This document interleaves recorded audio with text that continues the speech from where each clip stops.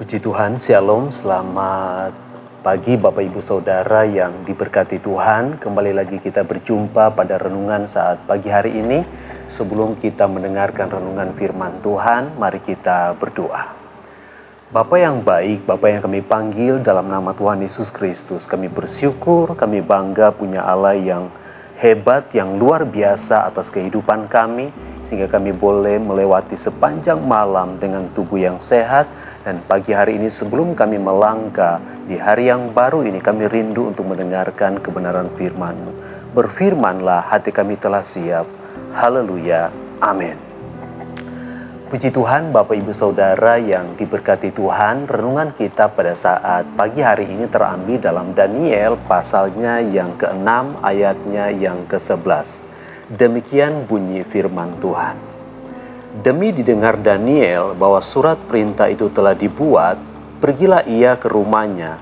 Dalam kamar atasnya ada tingkap-tingkap yang terbuka ke arah Yerusalem. 3 kali sehari ia berlutut, berdoa serta memuji Allahnya seperti yang biasa dilakukannya. Bapak Ibu Saudara yang diberkati Tuhan, kita sama mengetahui kisah tentang Daniel ini. Ketika para sahabat-sahabatnya berusaha untuk menjatuhkan Daniel, karena dikatakan bahwa Daniel ini adalah seorang yang penuh dengan hikmat Tuhan. Daniel adalah orang yang sangat bijaksana dan dia dipakai oleh Raja Darius melebihi daripada menteri-menteri yang ada pada zaman itu. Nah, Bapak Ibu Saudara yang dikasihi Tuhan, dalam kisah ini diceritakan bahwa ketika mereka berusaha untuk menjatuhkan Daniel, mereka membuat satu peraturan bahwa selama 30 hari tidak ada boleh siapapun yang memohon atau berdoa kepada Allahnya selain kepada Raja Darius pada waktu itu. Dan dibuatlah suatu perintah atau suatu ketetapan yang dimeteraikan oleh cincin raja dan tidak bisa dirubah oleh siapapun juga untuk menjebak Daniel pada saat itu. Tetapi ketika surat itu keluar, apa yang dilakukan oleh Daniel? Firman Tuhan berkata bahwa Daniel ketika dia mendengar bahwa surat perintah itu telah dibuat, pergilah ia ke rumahnya. Dalam kamar atasnya ada tingkap-tingkap yang terbuka ke arah Yerusalem. 3 kali sehari ia berlutut berdoa serta memuji Allahnya seperti yang biasa dilakukannya. Daniel tidak lari. Daniel tidak ketakutan yang berlebihan, tetapi apa yang dilakukan oleh Daniel ketika satu ketetapan itu disebarkan atau diberitahukan, tetapi sikap Daniel seperti yang biasa dia lakukan. Dia naik ke tingkap atas rumah, kemudian seperti biasa dia berdoa kepada Allah di sorga, seperti yang dia lakukan setiap hari. 3 kali dalam sehari dia memohon dan dia berdoa kepada Allah. Dalam kisah ini dikatakan bahwa dia ditangkap, kemudian dia dimasukkan ke dalam gua singa.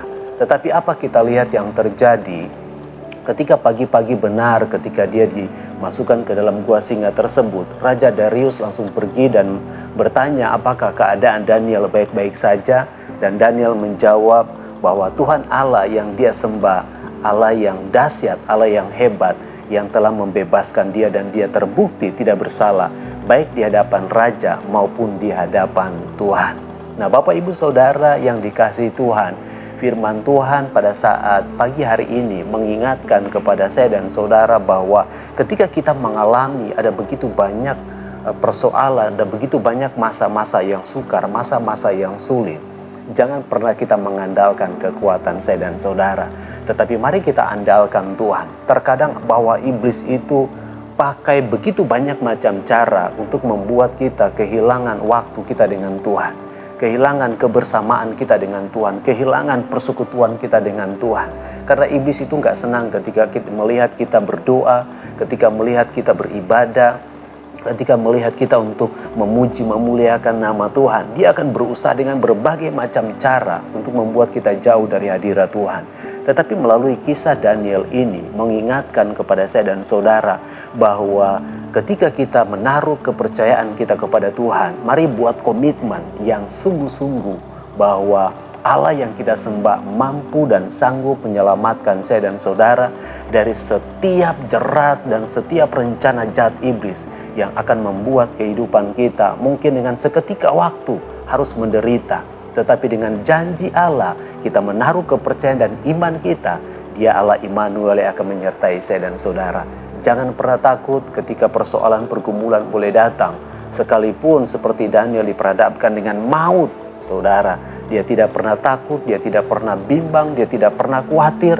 Karena dia percaya Allah yang dia sembah adalah Allah yang akan menyelamatkan dia. Maka demikian juga dengan saya dan saudara. Apa menjadi persoalan masalah Bapak Ibu pada saat pagi hari ini? Mari kita bersama-sama berdoa dan imani bahwa Allah kita adalah Allah yang dahsyat, Allah yang hidup, Allah yang berkuasa, baik di sorga maupun di bumi ini, yang sanggup menyelamatkan saya dan saudara. Dan kita lihat ending daripada kisah daripada Daniel ini. Saya bacakan ayatnya yang ke-28 dan ayat yang ke-29. Dia melepaskan dan menolong dan mengadakan tanda dan mujizat di langit dan di bumi. Dia yang telah melepaskan Daniel dari cengkeraman singa-singa. Dan Daniel ini mempunyai kedudukan tinggi pada zaman pemerintahan Darius dan pada zaman pemerintahan Kores, Raja Persia itu. Bapak Ibu Saudara yang diberkati Tuhan, melalui kisah itu, Daniel boleh menyaksikan bahwa Allah yang dia sembah atau Allah yang saya dan saudara sembah adalah Allah yang dahsyat. Dan lihat apa yang terjadi. Daniel bukan hanya sebagai orang yang dihormati, disegani, tetapi dia, firman Tuhan berkata, mempunyai atau memiliki kedudukan yang tinggi pada dua periode raja pada waktu itu, yaitu di zaman Darius dan Raja Kores. Dan kita lihat bahwa inilah bukti pembelaan Tuhan. Maka demikian juga dengan kehidupan kita. Jangan pernah takut menghadapi pergumulan, persoalan, bahwa di balik setiap persoalan itu ada janji, ada berkat Tuhan yang Tuhan siapkan bagi saya dan saudara. Mari kita bersama-sama berdoa buat renungan saat pagi hari ini. Terima kasih Bapa yang baik. Kami bersyukur berkat kasih dan kemurahan-Mu bagi kami. Kembali kami diingatkan melalui kisah Daniel ini. Iblis punya begitu banyak rencana yang jahat untuk menjauhkan kami dari kasih-Mu. Tetapi firman Tuhan ini meneguhkan, menguatkan setiap iman percaya kami, bahwa ketika kami punya komitmen, kami punya prinsip iman yang benar di dalam Tuhan untuk tetap mencari Tuhan, untuk tetap berdoa dan merendahkan diri di hadapan-Mu, maka kami akan melihat setiap pertolongan-Mu dan Engkau akan mengubah segala awan-awan gelap menjadi terang untuk kemuliaan nama Tuhan. Terima kasih Bapa, kami bersyukur dan kami siap terima berkat-berkat yang baru di pagi hari ini. Kami berdoa, berkatilah seluruh umat kepunyaan-Mu dimanapun mereka berada yang mendengarkan renungan firman Tuhan saat pagi hari ini. Yang sakit disembuhkan, yang lemah imannya dikuatkan, yang bersusah hati Engkau beri penghiburan, yang tertutup jalan dibukakan pintu-pintu berkat yang baru daripada Tuhan. Dan terimalah berkat rahmat hikmah dari Allah Bapa, cinta kasih dari Tuhan Yesus Kristus, penyertaan, penghiburan dari Allah Roh Kudus menyertai kita semua mulai saat pagi hari ini sampai Maranatha.